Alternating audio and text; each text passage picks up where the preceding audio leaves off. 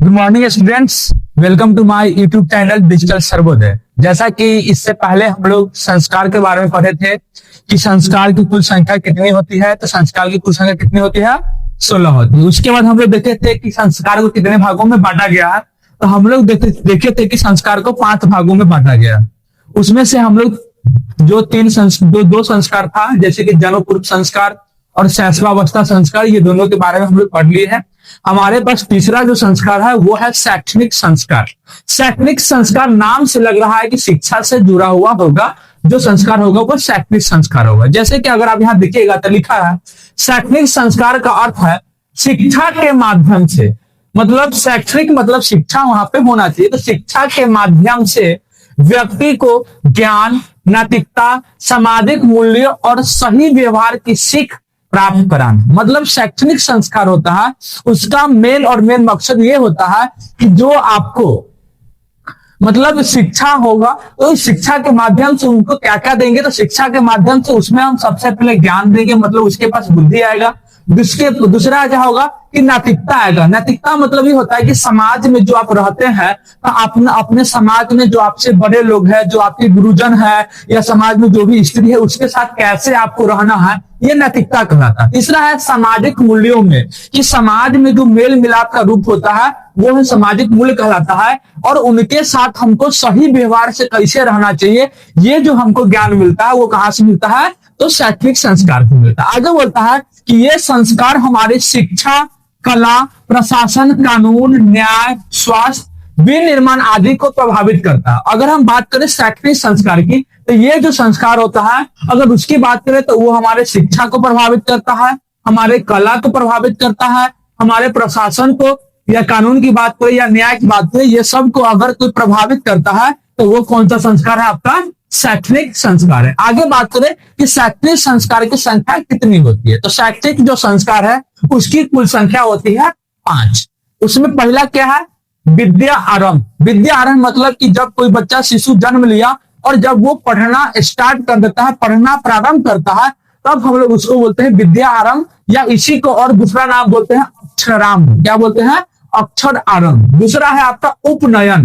उपनयन मतलब होता है जनेऊ। आप लोग देखते हो किसी भी मतलब बच्चा जब मतलब पढ़ने के उम्र हो जाता है तो उसको एक जनेऊ यहाँ से लेके और यहाँ तक पहना दिया जाता है, तो वो एक धागे के समान होता है, वही होता है जनेऊ संस्कार। और तीसरा आपके पास जो आता है वो आता है वेदारंभ, मतलब बच्चा अब इस उम्र में वेद पढ़ना स्टार्ट करेगा। तीसरा होता है केशांत, मतलब उसको मुंडन किया जाएगा। और चौथा जो होता है समापवर्तन, मतलब कि जब शिक्षा की समाप्ति हो जाती है, वो शिक्षा भले भांति अर्जन कर लेता है, तब उस संस्कार को बोलते हैं समापवर्तन संस्कार। अब आगे सभी के बारे में अभी विस्तार से हम लोग देखेंगे। जैसे कि आपके सामने पहला जो संस्कार है वो लिखा हुआ है विद्या आरंभ संस्कार।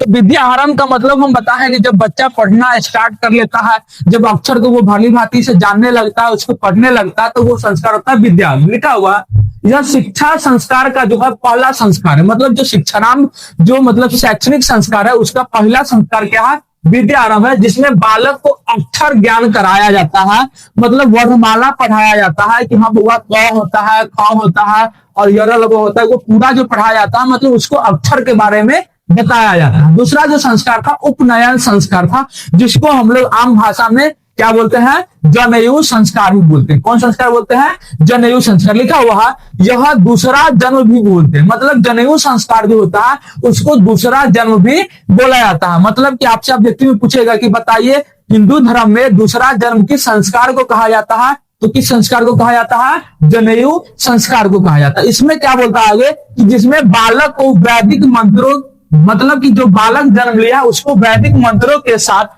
जनेऊ धारण कराया जाता है, और जब जनेऊ धारण कर लिया जाता है, बच्चे को करा दिया जाता है, और उसी समय उसको गुरु के पास शिक्षा के लिए भेज दिया जाता है, या गुरु उसको शिक्षा अर्जन के लिए उसको अपने साथ ले जाते हैं। आगे क्या बोलता है, तीसरा जो संस्कार है वो वेदारंभ संस्कार है। वेदारंभ संस्कार कहने का मतलब हुआ उपनयन के बाद गुरुकुल में, मतलब कि जब जनेऊ हो जाता है, जब जनेऊ संस्कार हो जाता है, तो उसके बाद मतलब जनेऊ संस्कार या उपनयन के बाद गुरुकुल में वेद और जो अन्य शास्त्र होता है उसके अध्ययन की बच्चे क्या करते हैं, शुरुआत करते हैं। इसी को हम लोग बोलते हैं वेदा आरंभ, मतलब वेद का आरंभ करता है, वो वेद को पढ़ना आरंभ कर देता है। आगे चौथा आपका है केशांत संस्कार। केशांत संस्कार को ही और हम लोग अपने भाषा में क्या बोलते हैं, गोदान संस्कार। अगर इसकी बात करें तो लिखा हुआ शिक्षा पूरी होने के करीब, शिक्षा समाप्त होने से पहले छात्र के बाल कटवाए जाते हैं अर्थात मुंडन करवाए जाते हैं। मतलब कि जब कोई बच्चा गुरु के आश्रम में गया और वहां पढ़ना स्टार्ट कर लेता है और जब उसका शिक्षा लगभग पूरा हो जाता है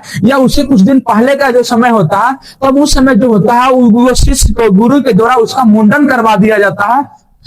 तो इसी संस्कार को हम लोग बोलते हैं केशांत संस्कार या गोदान संस्कार। ये कराने के पीछे रीजन क्या होता है कि उस गुरु जी का कहना ये होता है कि अगर ये गोदान संस्कार हो जाए, केशांत संस्कार हो जाए, तो उसका जो होता है वो शारीरिक शुद्धि का क्या होता है, प्रतीक होता है, मतलब सिंबल ऑफ ह्यूमन।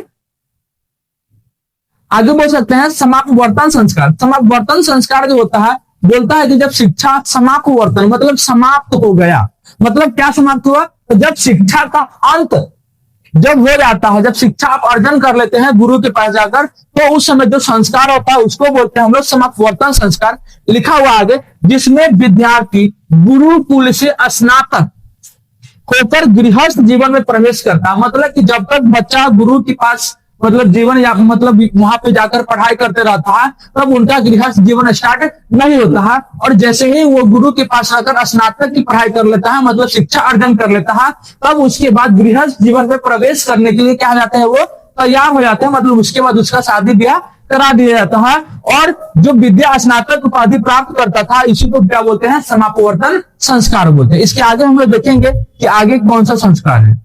इसके आगे आपके सामने दिख रहा होगा विवाह संस्कार। अब विवाह संस्कार के बारे में कौन नहीं जानता। अगर विवाह की बात किया जाए तो विवाह आपके घर में लगातार या आपके समाज में बात किया जाए रेगुलर होता रहता है, तो उस संस्कार के बारे में आप जानते ही होइएगा। बट यहाँ पे डिस्क्रिप्शन हम देख लेते हैं, क्या बोलता है कि हिंदू धर्म के 16 संस्कार में से, मतलब हिंदू धर्म में कुल कितने संस्कार थे, तो 16 संस्कार थे। उसमें से एक महत्वपूर्ण संस्कार जो है, तो वो संस्कार क्या है, वो आपका विवाह संस्कार है। और ये संस्कार होता कब है, ये जो संस्कार होता है विद्या अध्ययन के बाद, जब गृहस्थ जीवन में प्रवेश करता है।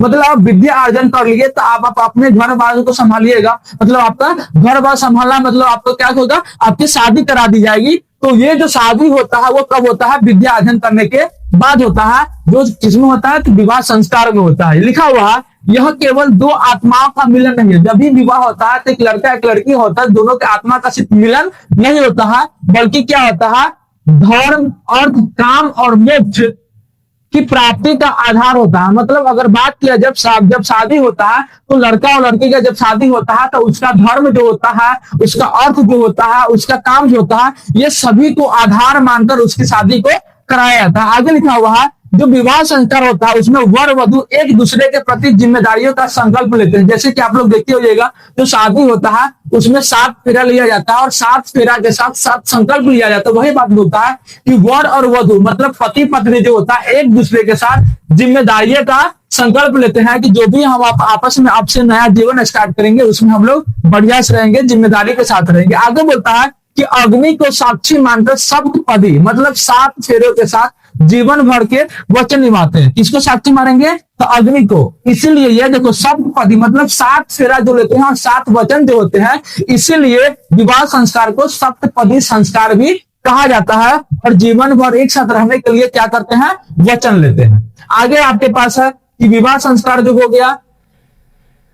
अब आगे कि विवाह संस्कार की विधियां कौन कौन सी है, तो जैसे ही अगर आपके घर के आसपास विवाह संस्कार होगा तो उसमें देखिएगा तो सबसे पहला आता है वर वरण। वर वरण का मतलब होता है कि कन्या पक्ष द्वारा जैसे ही बारात जाता है तो देखते हो जाएगा जो भी कन्या पक्ष जो भी दुल्हन पक्ष के लोग हैं वो वर पक्ष के लोगों को स्वागत करते हैं। तो लिखा हुआ है कन्या पक्ष द्वारा वर को स्वीकार करना और उसका सम्मान करना जो होता है उसी को क्या बोलते हैं, वर वरण बोलते हैं। और ये जो विधि है वो किसमें होता है, तो विवाह संस्कार में होता है। दूसरा विधि क्या है, मिलनी। मिलनी मतलब होता है मिलन। जैसे क्या होता है, दोनों परिवार का परिचय, मतलब दोनों परिवार आपस में मिलते हैं और उनका जो मिलन होता है वो सौहार्दपूर्ण मिलन होता है। जैसे ही अब उसके दरवाजे के सामने पहुंचता है दूल्हे मतलब दूल्हे वर्ग के लोग जो होते हैं वो जैसे ही पहुंचते हैं तो उनको माला पहनाकर उनका स्वागत किया जाता है, उसी को बोलते हैं मिलनी। आगे तीसरा जो इसमें मतलब विधि होता है वो होता है वरमाला। इसमें क्या होता है कि जो दुल्हा होता है वो अपने पत्नी को यानी कि वर जो होता है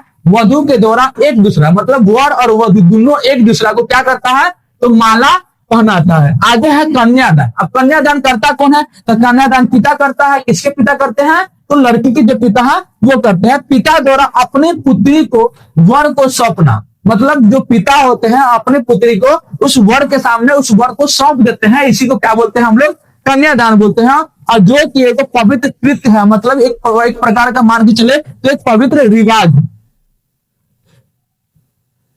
आगे देखा जाए कि इसमें आगे का टॉपिक क्या है, कि आगे जो विधि होता है उसमें पानी ग्रहण बोलते हैं। पानी ग्रहण का मतलब होता है कि वर वधु जो होता है एक दूसरे के हाथ थामते हैं और साथ निभाने का संकल्प लेते हैं कि हाँ भैया आज से मेरा आपसे शादी हो गया, तो हम आपके साथी हमेशा आपके साथी जिंदगी पूरा बिताएंगे, वो होता है पानी ग्रहण। इसके बाद देखा जाए तो ये जो नेक्स्ट विधि है 6 नंबर विधि है वो आपका है हवन और अग्नि पूजन। इसमें क्या होता है कि पवन और पवित्र अग्नि को साक्षी मानकर उसमें क्या करते हैं, वर और वधु जो होते हैं उसमें आहुति देते हैं और मंत्र का उच्चारण करते रहते हैं। उसके आगे की विधि क्या होता है कि सप्तपदी होता है, मतलब वर और वधु आपस में एक दूसरे के साथ क्या करते हैं, अग्नि के 7 फेरे लिखा हुआ है कि अग्नि के चारों ओर 7 फेरे लेना, जिसमें 7 विशिष्ट वचन लिए जाते हैं। मतलब अग्नि के चारों तरफ वर वधु घूमते हैं और कितने फेरे लेते हैं, 7 फेरे लेते हैं, और जितने फेरे लेते हैं उतने विशिष्ट वचन भी वो आपस में एक दूसरे के साथ लेते हैं। आगे का जो विधि उसमें होता है, विधि वो होता है सिंदूर दान और मंगलसूत्र। मतलब कि क्या बोलता है, वैवाहिक स्थिति के प्रतीकों का धारण है।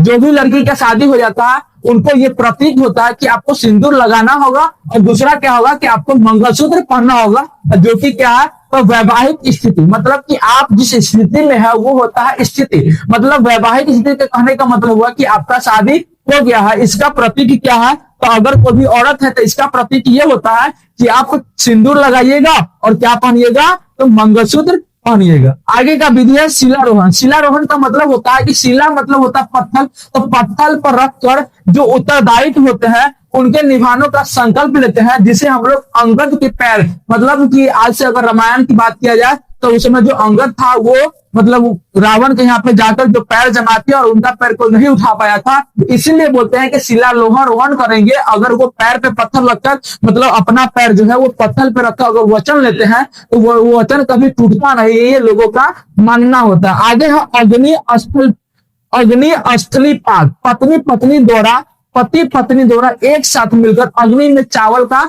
आहुति देना एक विधि होता है, जिसको क्या बोलते हैं, अग्नि स्थली पाक बोलते हैं।